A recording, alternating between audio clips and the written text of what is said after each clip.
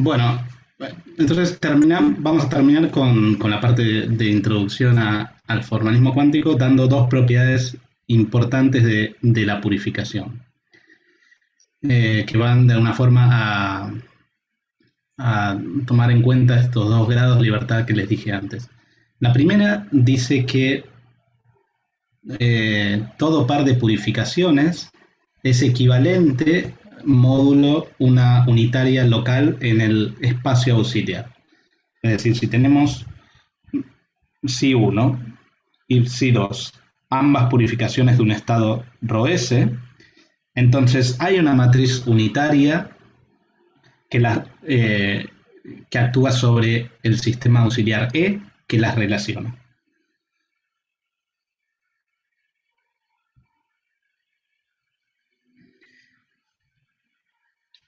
El segundo grado de libertad habíamos dicho que estábamos de alguna forma partiendo de, como partíamos de la descomposición espectral, uno podría pensar que por algún motivo el ensamble dado por los pesos en la descomposición espectral, que como es un operador de densidad, son positivos y suman a 1, era por algún motivo un ensamble preferido.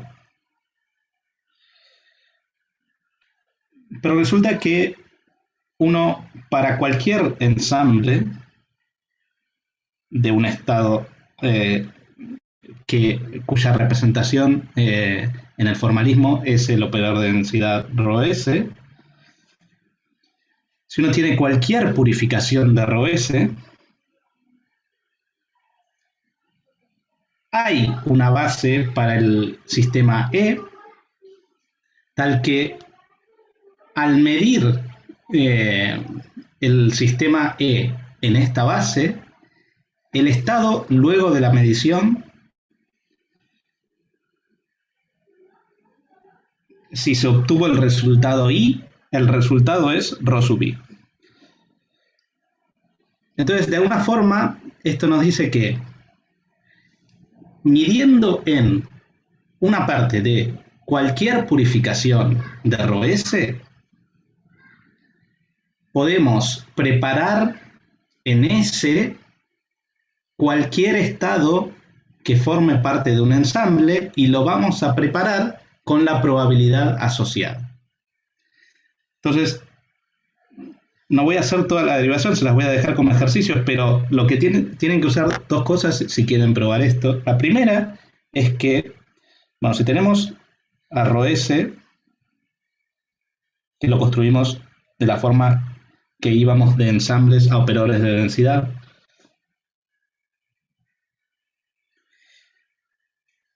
pueden chequear que esta es una purificación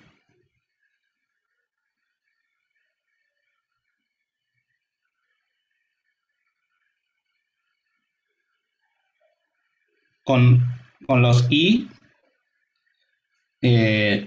una base ortonormal del espacio E. Y el espacio E tendrá dimensión igual a la cantidad de estados en el ensamble. Entonces, fíjense que ahora, a diferencia de la purificación que parte de la descomposición espectral y por lo tanto tiene tantos vectores como dimensión tiene S, la purificación que parte de este ensamble o de un ensamble en general, construida de esta forma, el sistema auxiliar tendrá dimensión igual a la cantidad de elementos en el ensamble. Entonces, vale, para ser más precisos, vamos de 1 a n, y entonces esto es sobre un sistema E con dimensión del espacio de Hilbert asociado igual a n. Ahora, fíjense que si uno mide en la base dado por los qubits I en el sistema E, pueden chequear que el estado luego de la medición en S será rho sub i, psi sub i con probabilidad p sub i. Ahora bien, entonces esta es una purificación que nos permite, midiendo en el sistema auxiliar, preparar un estado en S con la probabilidad dada que venía del ensamble, que tal estado tenía asociado en un ensamble válido para S.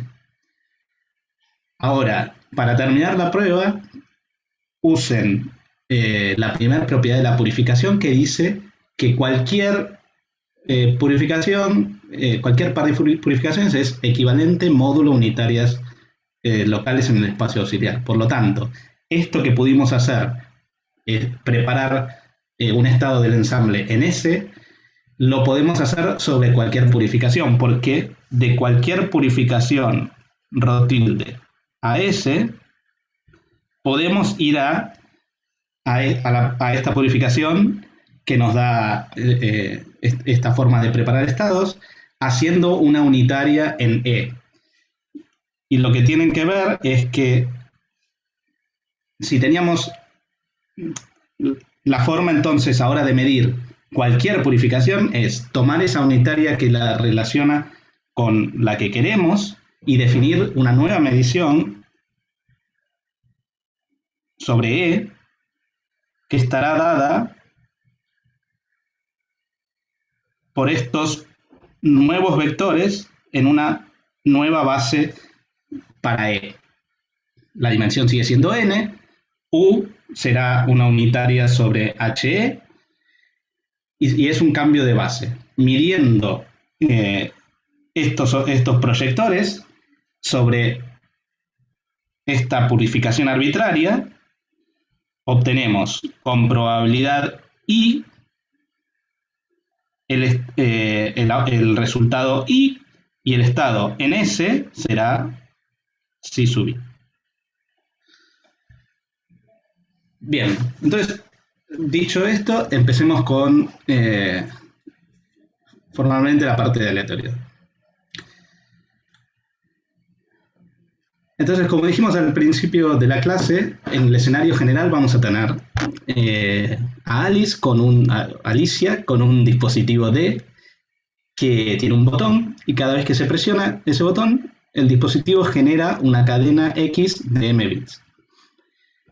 Y en el escenario va a haber también un espía, Evaristo, que tiene un sistema E correlacionado con D. Ahora vamos a definir formalmente a qué nos referimos con que E y D están correlacionados. Pero recuerden, lo importante es que Evaristo no tiene acceso a la ubicación de Alicia. Porque si no, no hay escenario de generación de aleatoriedad que no sea trivial. Si Evaristo, el espía, recibe las salidas de D, entonces obviamente que no van a ser impredecibles para él.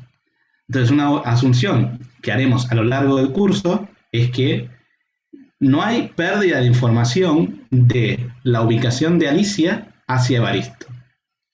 La única información que Evaristo va a poder obtener sobre las salidas de D será haciendo una medición sobre su sistema E.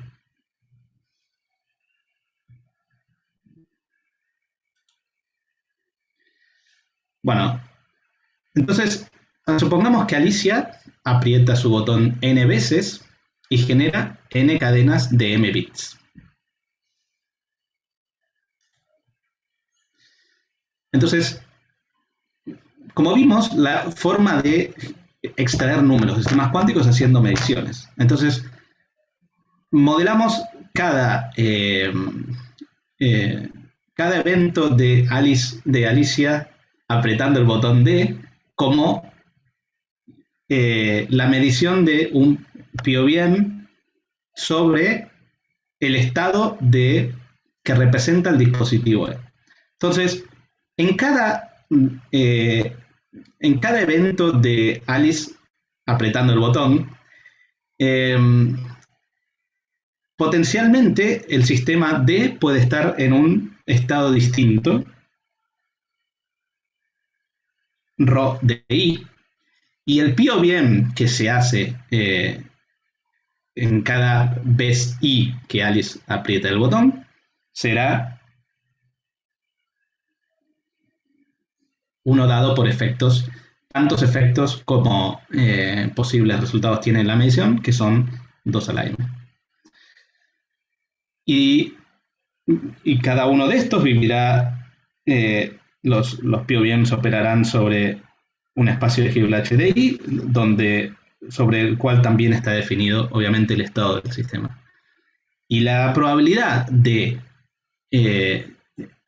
al evento de Alice apretando el botón, lo voy a llamar ronda, la probabilidad de que en la ronda I se obtenga el resultado XY está dado por la regla de Bohr.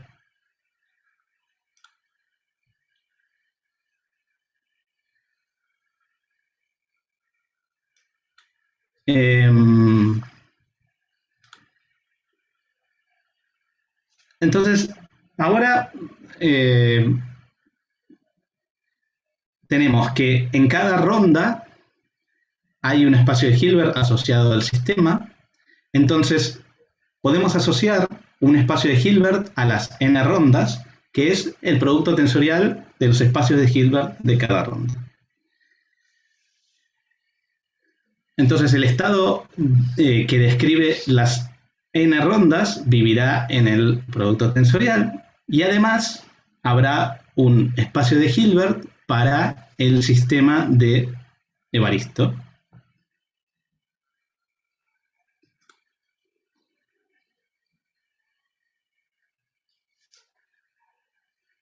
Entonces, la forma de obtener el estado para la ronda iésima a partir del estado que describe las n rondas es tomando la traza parcial sobre el resto de las rondas.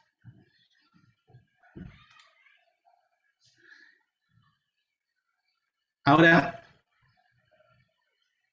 así como Evaristo no puede acceder a las salidas de D, Alicia desconoce el sistema de Evaristo. Y en particular, vamos a probar resultados que apliquen a cualquier posible sistema de Evaristo que sea compatible con el sistema de Alicia.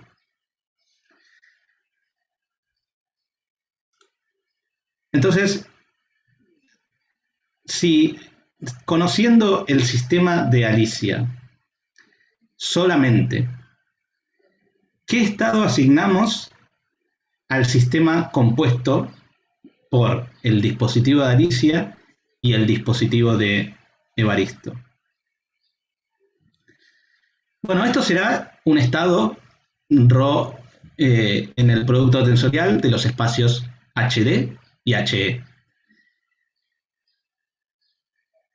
Ahora que vimos el concepto de purificación,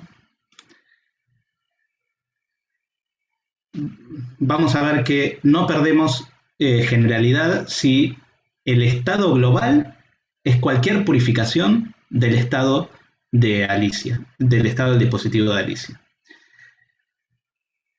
Porque no queremos restringir de ninguna forma el sistema del adversario, en particular, no queremos restringir la dimensión.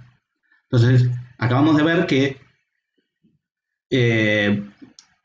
podía ser conveniente, ya vamos a ver por qué, para el adversario, tener libertad en la dimensión de su sistema,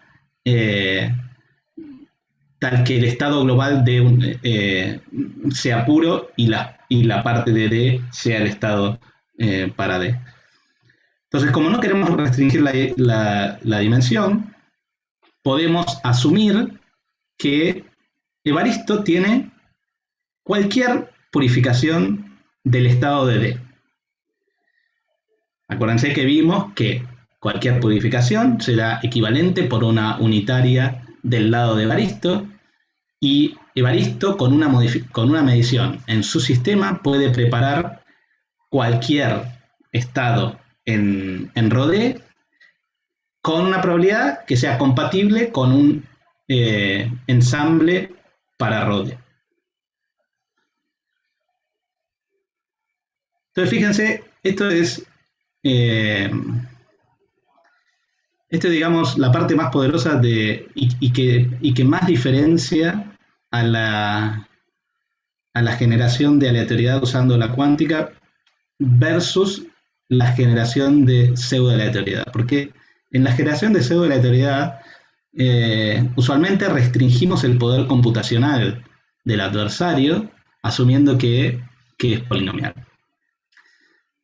Aquí el adversario no está restringido de ninguna forma. El estado del sistema es cualquiera para el cual el estado global sea compatible con el estado del dispositivo.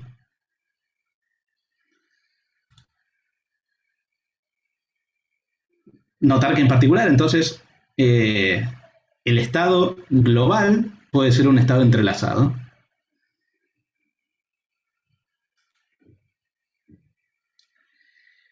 Entonces ahora vamos a ver cómo describir a las salidas del dispositivo D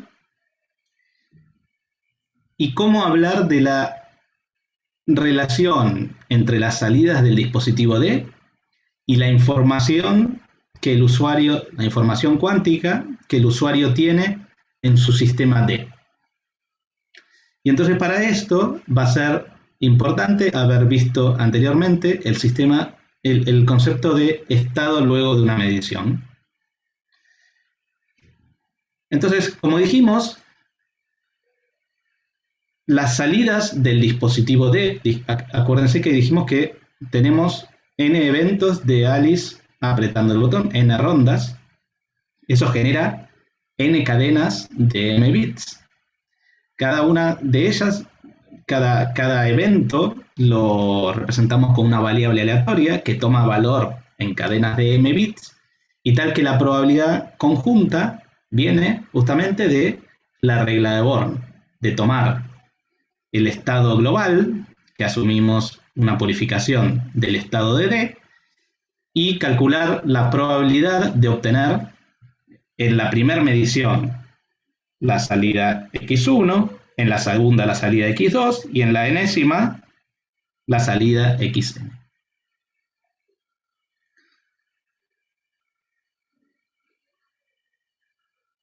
¿Cuál es el estado luego de la medición? Bueno, recuerden que vimos que bueno, para computar estados luego de la medición en una parte, los estados luego de la medición en la otra parte, podíamos trabajar sin pérdida de generalidad con POVMs y la expresión estaba dada por la traza parcial sobre D de el POVM que medimos. ¿Y cuál es el POVM que medimos? Bueno, es el producto de los POVMs de cada ronda sobre D y la identidad sobre el sistema del adversario. Todo esto normalizado con la probabilidad. Entonces recuerden que cuando teníamos una medición sobre una parte del sistema, en este caso sobre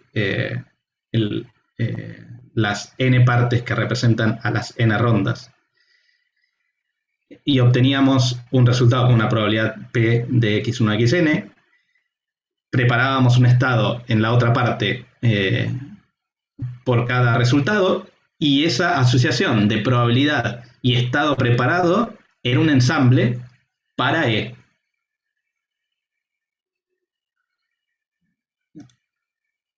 Bueno, y en particular, acuérdense que si uno sumaba,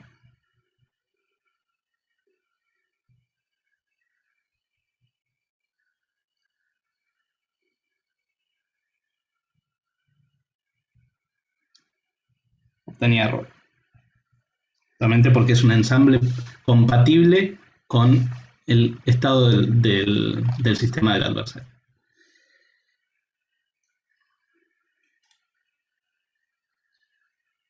Ahora, entonces, tener una forma de referirnos a ensambles cuando queremos hablar de la variable aleatoria es con estados clásicos cuánticos. Entonces, para este ensamble que teníamos de los estados luego de la medición en D, en los estados en E, podemos representarlos con este estado clásico. Entonces, este estado clásico cuántico describe las salidas de D y la correlación con el sistema E.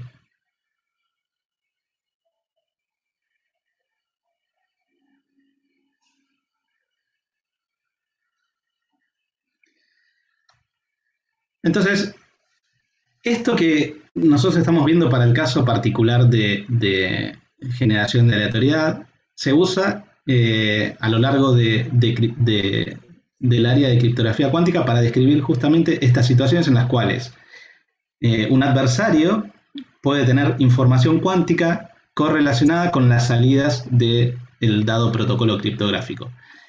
En estas situaciones se dice que el adversario tiene quantum side information.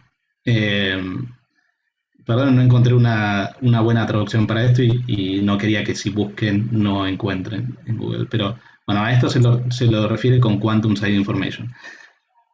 Cuando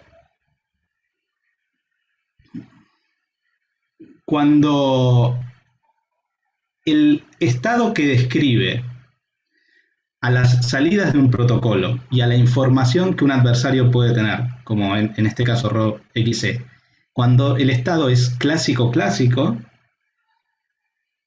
¿se acuerdan que un estado clásico-clásico era cuando los estados tanto en la primera parte, como ahora estamos viendo a todo D como una parte y a E como la otra, cuando en la parte de D y en la parte de E, los estados estaban dados por proyectores de rango 1 que sumaban a la identidad y eso representaba una distribución de probabilidad conjunta. Cuando tenemos un protocolo tal que la información que un adversario tiene de las salidas del protocolo se puede describir con un estado clásico-clásico, decimos que el adversario está restringido a classical side information. Algo que vamos a ver mañana es que para nuestro escenario, si el objetivo del adversario es en cada ronda adivinar o acercarse a adivinar las salidas del dispositivo de Alice, el entrelazamiento no le va a ayudar. Cualquier estrategia que involucre entrelazamiento se va a poder realizar teniendo solo correlaciones clásicas, o sea, con un estado separable. Eso lo vamos a ver mañana. Entonces, ahora para simplificar en lo sucesivo del análisis, voy a asumir que en cada ronda D genera un bit. En lugar de M, como veníamos hasta ahora, un bit. Entonces, la secuencia de n rondas será una variable aleatoria sobre cadenas de n bits, un bit por ronda.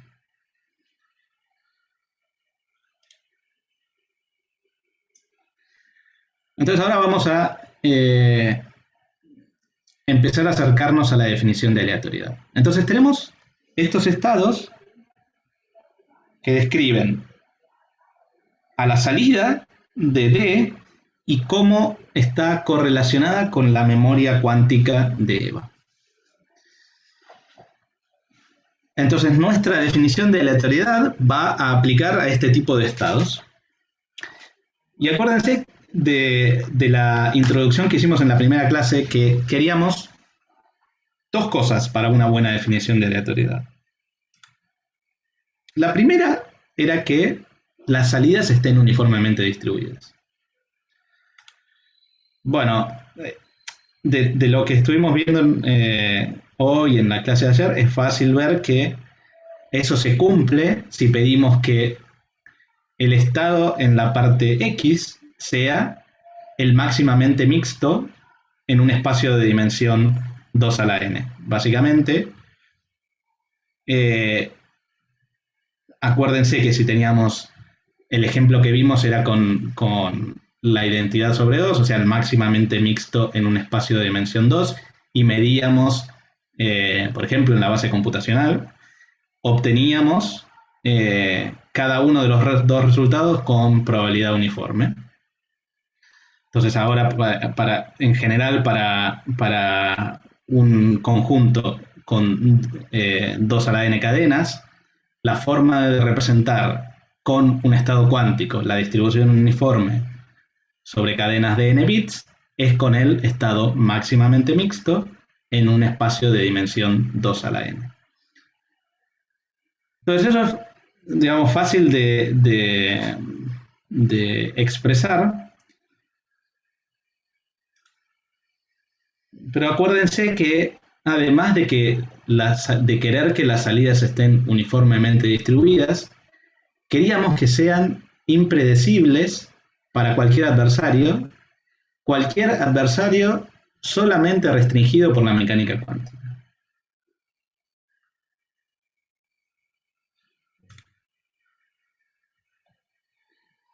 Entonces, fíjense que si tenemos dos sistemas, o un sistema de dos partes, X y Y, y el sistema está en un estado producto,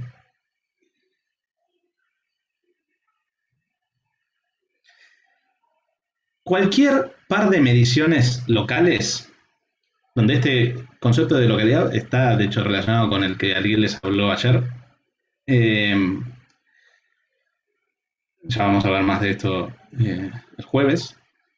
Cualquier par de mediciones en X y en E satisfacen que la probabilidad de obtener el resultado X minúscula en la parte X mayúscula y Z en la parte E está por la regla de Born dado por la traza de el producto tensorial de los operadores de medición en cada una de las partes y el estado del sistema que asumimos producto.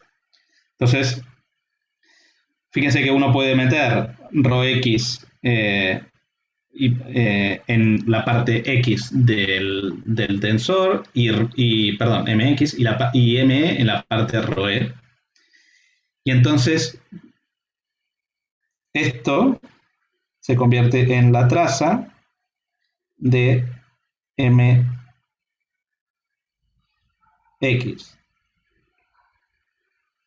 ρx tensor la traza de me z ρe.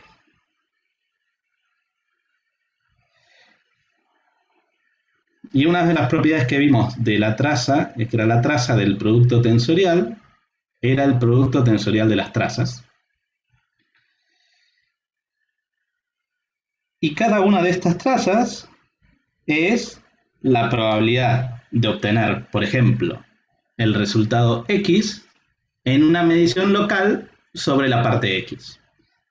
Lo mismo para E. Entonces fíjense que tenemos que la probabilidad conjunta de obtener X y Z es igual al producto de las probabilidades. Eso quiere decir que estas dos variables aleatorias son independientes. No asumimos nada sobre los POVMs en X y E, por lo tanto, esto vale para cualquiera. Entonces, si el estado de X de X y E, el estado global, es un producto de estados para X y un estado para E, cualquier medición que se haga sobre cada uno de ellos será independiente. Entonces, esta es la noción de independencia que vamos a usar para nuestra definición de aleatoriedad.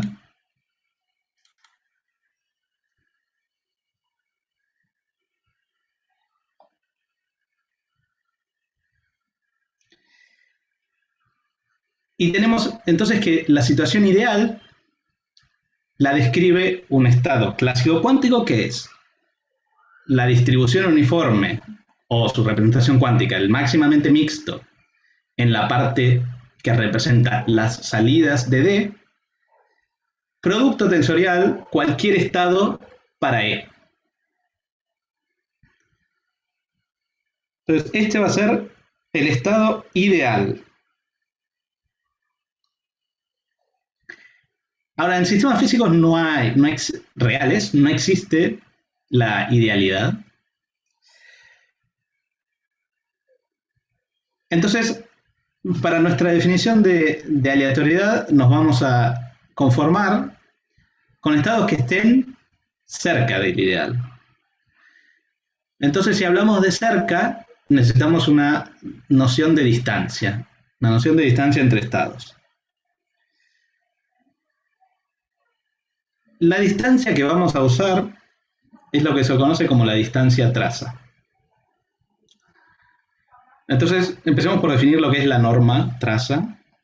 La norma traza de un operador lineal, bueno, no sé por qué estoy especificando, pero bueno, un operador de B1 a B2 se define como la traza de la raíz cuadrada de m daga m.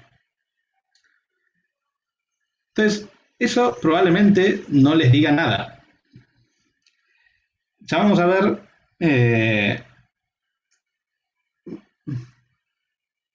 cómo uno va a poder interpretar la distancia traza. Pero bueno, no me quiero adelantar.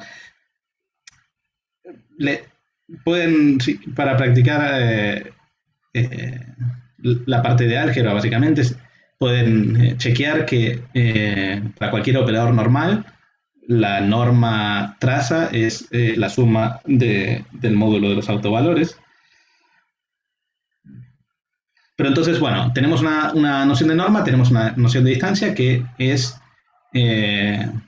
la norma de la diferencia, o sea, dados dos operadores de densidad, la distancia traza entre ellos será la norma de la diferencia y la multiplicación por un medio es para que esto esté normalizado entre 0 y 1.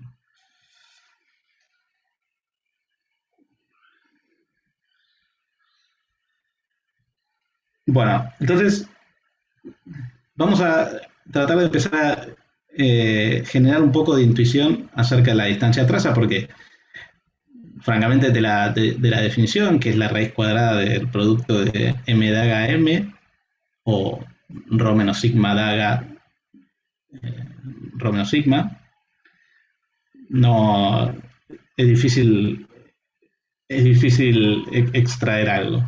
Entonces, lo primero que se puede ver es que si los estados son distribuciones de probabilidad para la misma variable aleatoria o son diagonales en la misma base o conmutan, la distancia traza se reduce a lo que se conoce como la distancia de variación total para distribuciones de probabilidad. Que es lo mismo que la norma en L1. Esto no sé si les dirá más que la traza de la raíz de m daga con m, pero por lo menos tenemos que la distancia traza generaliza una distancia clásica. Y veamos por qué. Entonces, si tenemos dos estados o dos distribuciones de probabilidad para la misma variable aleatoria,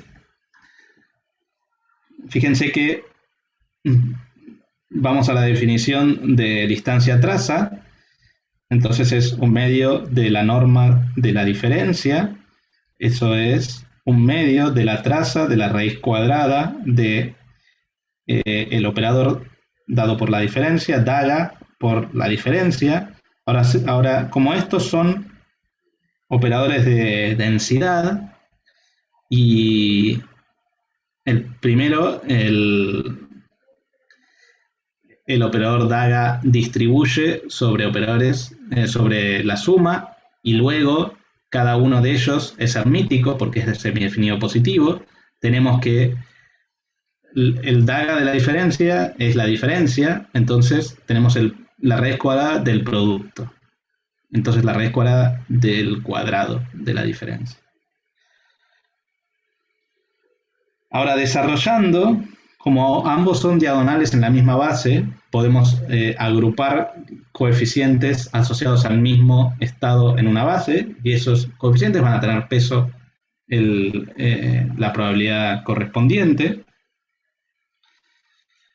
Ahora, fíjense que este operador es diagonal en la base de X, y por lo tanto está escrito ya en su descomposición espectral.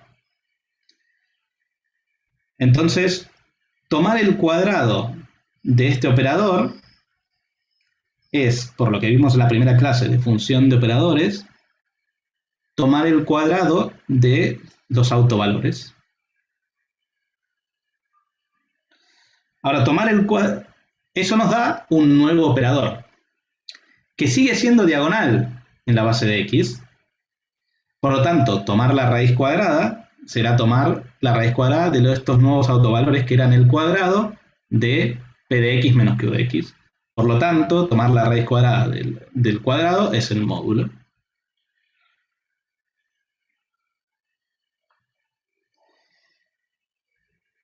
Y ahora tomando traza, como estos son una base ortonormal,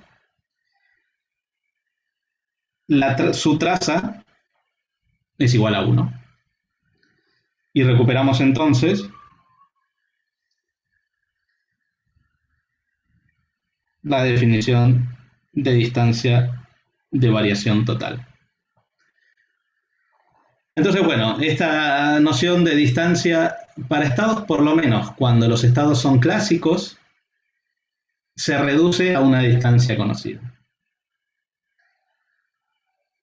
Ahora puede que para ustedes esto no sea satisfactorio y quieren más intuición. Bueno, vamos a ver que uno puede dar lo que en información cuántica se conoce como una interpretación operacional para una cantidad.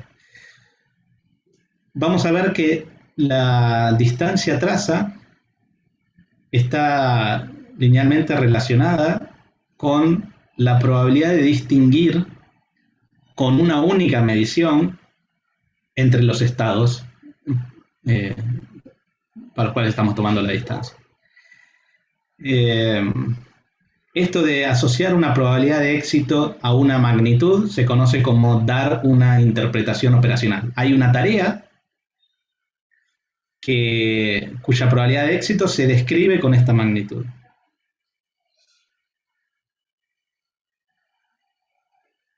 Entonces vamos a ver cuál es esa tarea, que la vamos a describir mediante un juego. Entonces supongamos que Alicia prepara un qubit S en o bien el estado ρ1 o bien el estado ρ2, ambos con probabilidad 1 medio. Y luego de ello le da S, el qubit S, a Beto y le pregunta en cuál de los dos estados está.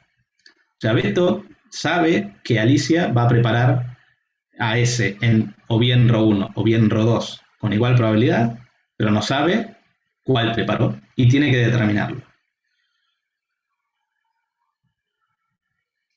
Entonces, lo único que puede hacer Bob es medir S. Y como tiene que llegar a uno de los dos resultados, lo que va a hacer es un POVM con dos efectos. El primero indicará si luego de la medición, si la medición da el resultado asociado al primer efecto, Bob dirá que el estado que había preparado Alice era ρ1. Si no, dirá que el estado era ρ2. Entonces, ¿cuál es la probabilidad de que Bob acierte?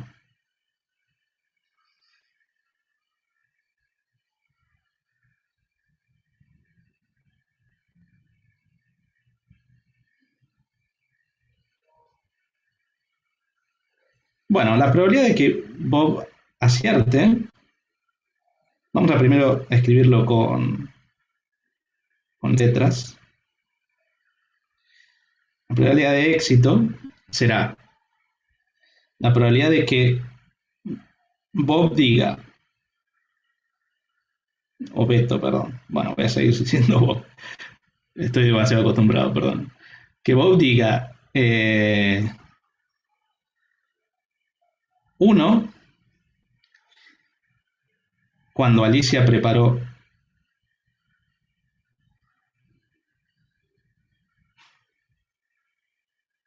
1 por la probabilidad de que Alicia prepare 1.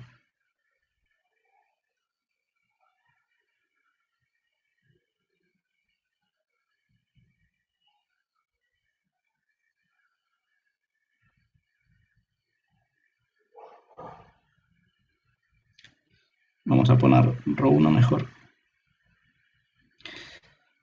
Más lo mismo, pero para ρ2. La probabilidad de que Bob diga 2, dado que Alice preparó ρ2. Por la probabilidad de que Alice haya preparado ρ2.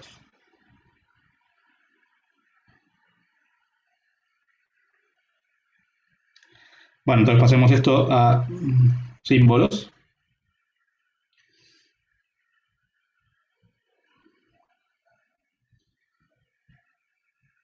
Entonces la probabilidad de que Alice prepare cada uno de ellos es un medio, lo podemos sacar factor común. Entonces la probabilidad de que Bob diga 1 cuando Alice preparó ρ1 es justamente la probabilidad de que en una medición sobre el estado 1, una medición de su pío bien que tenía efectos M1 y M2, sale el resultado 1. Eso es la probabilidad que nos da la regla de Born con el primer efecto. Lo mismo para la probabilidad de que Bob diga 2 cuando Alice preparó 2.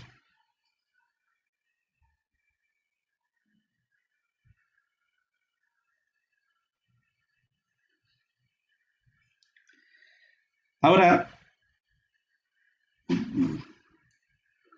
acuérdense que M1 y M2 tenían que satisfacer la relación de completitud. Eso quiere decir que tenían que sumar a la identidad. Entonces, uno puede reemplazar M2 por la identidad menos M1.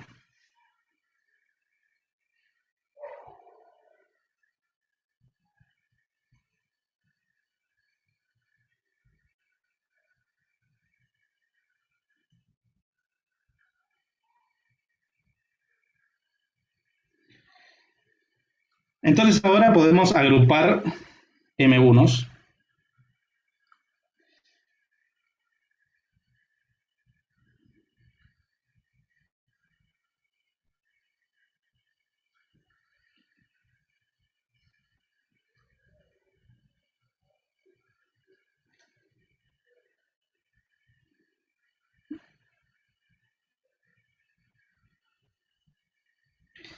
Esto es igual a 1 porque ρ2 es un operador de densidad. Y entonces todo esto es igual a un medio por 1 más la traza de M1, ρ1, ρ2.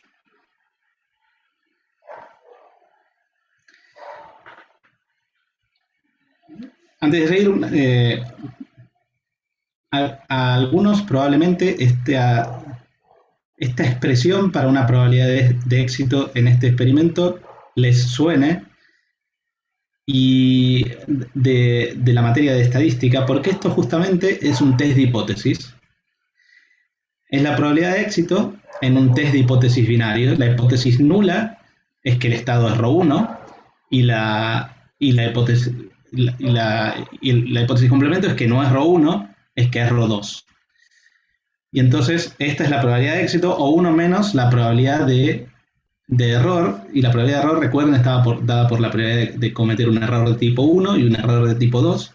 El error de tipo 1 era decir M1 cuando el estado era M2, y el error de tipo 2 era decir M2 cuando el estado, RO2 cuando el estado era M1, era RO1, perdón. Entonces esto es un test de hipótesis, pero lo que se conoce como un test de hipótesis cuántico, porque las hipótesis son estados cuánticos.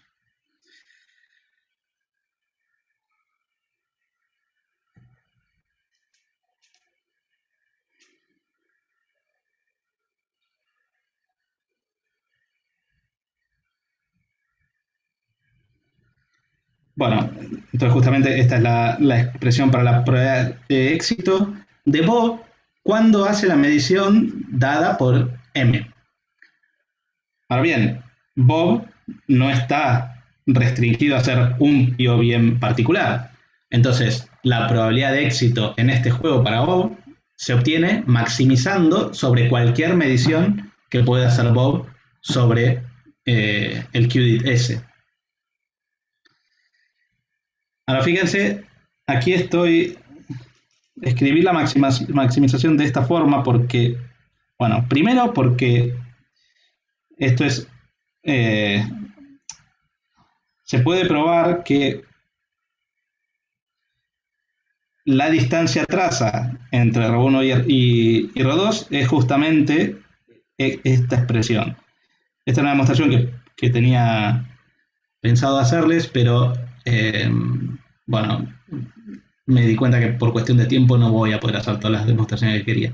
Pero en todo caso, después les paso libros accesibles a internet de donde pueden leer la demostración de esta expresión para la distancia traza. Pero lo importante, más que esta equivalencia, es que justamente la distancia traza es cuánto mejor que tirando una moneda, Bob puede acertar en este juego de test de hipótesis cuántica.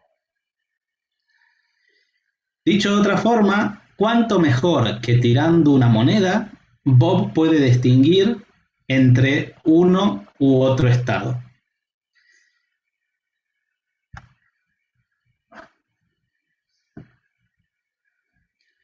Perdón, y entonces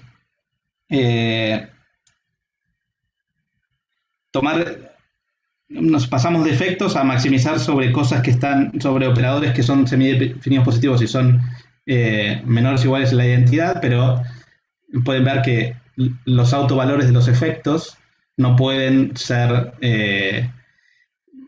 mayores a 1, por lo tanto, la identidad, bueno, otra forma de verlo es que la identidad, cuando decimos esta relación entre operadores,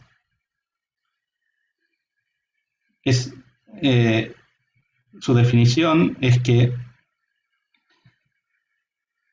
la diferencia es un operador semidefinido positivo.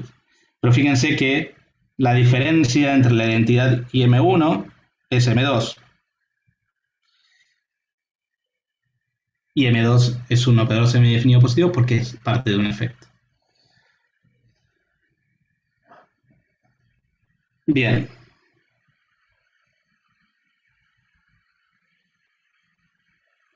Esto es lo que le estaba diciendo. Y sí, como buena distancia, si la distancia es 0, entonces los estados son el mismo y son indistinguibles, obviamente. No hay ninguna medición que pueda distinguir un estado de sí mismo.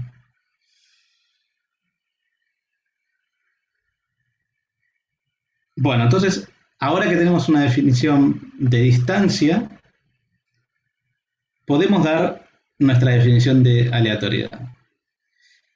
Y entonces vamos a decir que una variable aleatoria sobre cadenas de n bits es verdaderamente aleatoria, es epsilon verdaderamente aleatoria.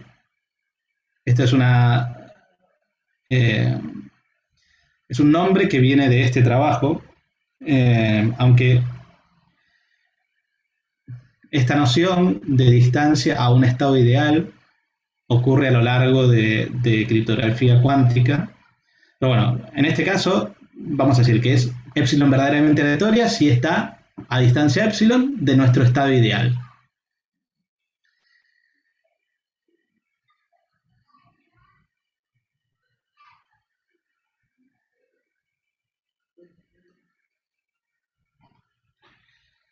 Bueno, un último comentario sobre la distancia traza y por qué es apropiada usar en el contexto de criptografía cuántica.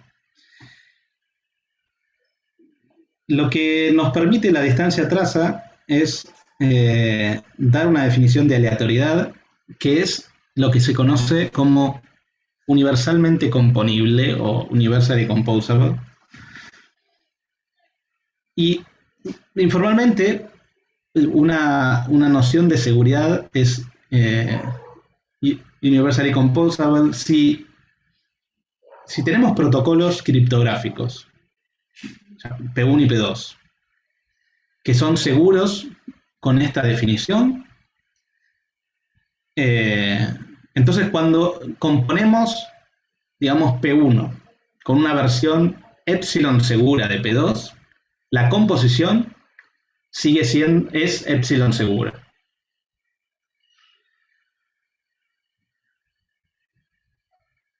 La forma de ver que la distancia traza da una definición de seguridad, o en nuestro caso de aleatoriedad, que es universalmente componible, es porque la distancia traza satisface algo que se conoce como una data processing inequality, y que es básicamente que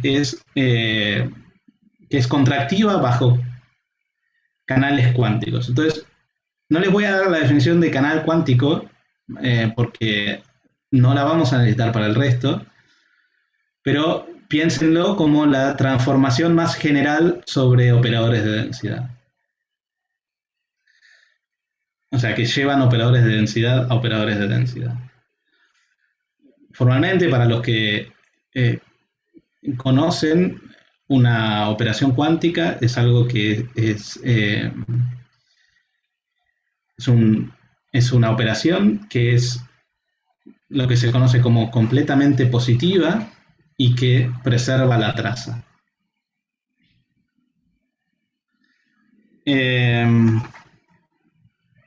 Entonces,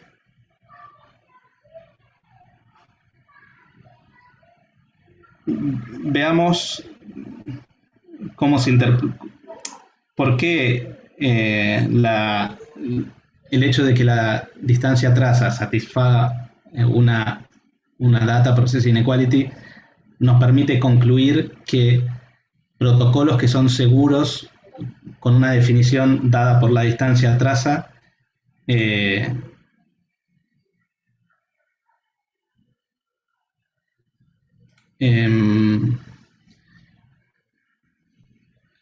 se pueden componer, o sea, da una definición de universally composable. Entonces, supongamos que tenemos un protocolo P1.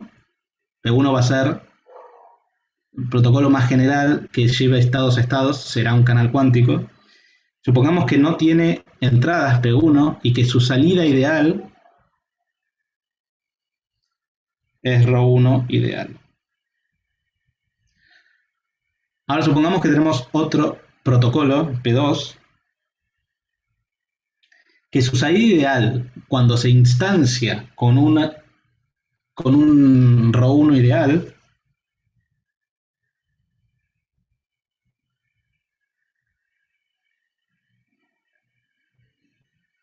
es ρ2 ideal. A ver, para ser concretos, por ejemplo, Ariel ayer les habló de distribución cuántica de claves y de cómo a ver, no me acuerdo. O creo que les habló de... Bueno, P1 puede ser un un...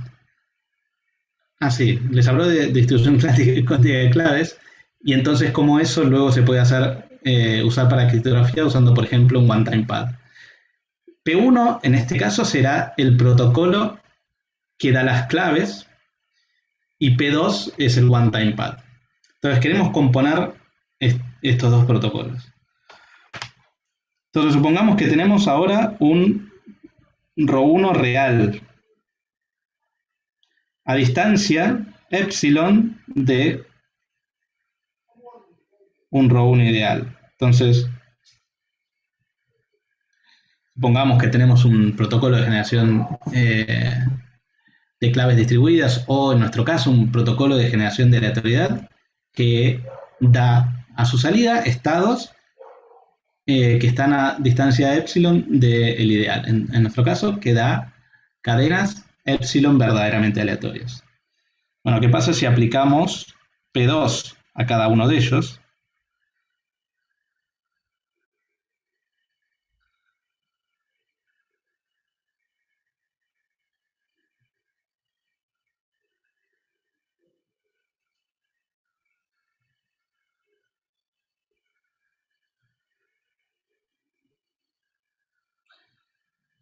Bueno, la propiedad de la distancia traza de ser contractiva bajo canales cuánticos dice que esto tiene que ser menor o igual a la distancia entre ρ1 real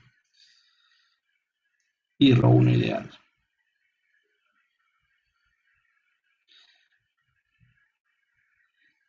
Que es menor o igual a epsilon. Entonces, usar el protocolo ρ2 con una salida de ρ1 real, o sea, usar nuestro protocolo de encriptación con una clave que no es ideal, pero que está a distancia epsilon de una clave ideal, da a la salida de este protocolo de encriptación un estado, será en nuestro caso la información encriptada, a distancia menor o igual a epsilon de cómo debería ser la información encriptada si la clave fuese ideal.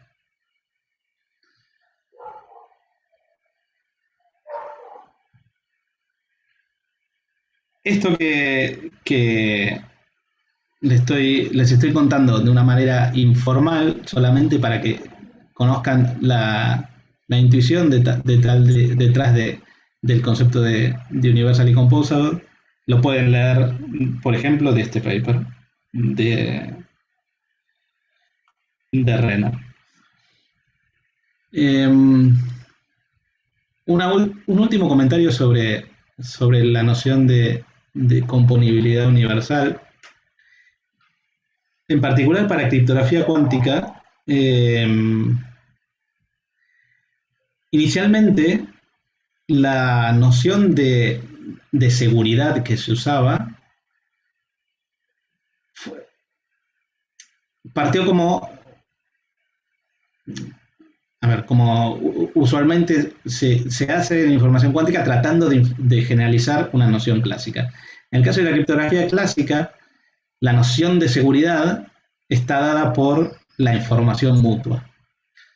Entonces, en lugar de, como nosotros, pedir que la salida esté uniformemente distribuida y que esté a una distancia traza del estado ideal menor o igual a epsilon, en criptografía clásica se pide que la salida tenga alta entropía y que la información mutua entre la salida y la variable aleatoria clásica que en poder del adversario sea pequeña. Entonces la generalización de la información mutua que se eligió en los primeros trabajos de criptografía cuántica fue lo que se conoce como la accessible information. Esto es, como tenemos el grado de libertad de la medición, de la misma forma que lo tuvimos en este juego que da la interpretación operacional para la traza, tenemos el grado de la medición, de libertad de la medición sobre el sistema del adversario, en lugar de la generalización de la información mutua es en este caso, lo que se conoce como la Accessible Information, que es básicamente maximizar la información mutua sobre todas las variables aleatorias que puedan surgir de el adversario midiendo sobre ese sistema. Pero lo que se probó luego es que esta noción de seguridad falla porque, bueno, no es componible porque si uno tiene, por ejemplo, un protocolo que genera claves que satisface esta definición, que el adversario tenga acceso a una pequeña porción de la clave, por ejemplo, si esa clave luego se usa para encriptación y siempre el mensaje que se encripta tiene un header que es conocido y entonces el usuario con el cipher y con el mensaje puede acceder a la clave en esa parte, solo conocer una pequeña parte de la clave le da la posibilidad de conocer toda. Entonces vemos que aún fallando solo un poquito en la clave, entonces la seguridad del protocolo que se compuso con esa clave, digamos, se va mucho más rápido a cero que la seguridad del protocolo que dio la clave. Entonces estos no se componen como les conté que pasa con definiciones de seguridad que están dadas por la distancia atrás. Entonces, un avance en criptografía cuántica fue dar con esta noción de seguridad que satisface este requerimiento de componibilidad universal. Entonces, vamos a hacer una última pausa de 15 minutos y luego vamos a retomar y si hay preguntas, contestaré preguntas y si no, explicaré lo que veremos en la clase de mañana.